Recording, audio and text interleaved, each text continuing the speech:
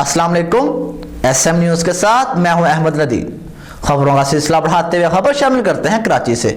Judicial magistrate Karachi east की अदालत ने गुलशन इकबाल में शोहर को कत्ल करने के मुकदमे के मुलजिमा को 2 रोज़ा जिस्मानी रिमांड पर पुलिस के हवाले कर दिया। इसी हवाले से मज़ीद तफसीलात जानते हैं ब्यूरो चीफ जुल्फ़िकार अली से।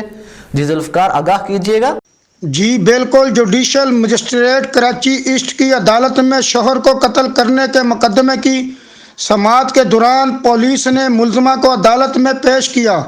अदालत ने मुलजिमा को 2 रोज़ा जिस्मानी रिमांड पर पुलिस के हवाले कर दिया है, जबकि आइंदा समाअत पर तफ्तीशी अफसर से पेशरफ्त रिपोर्ट तलब कर ली है।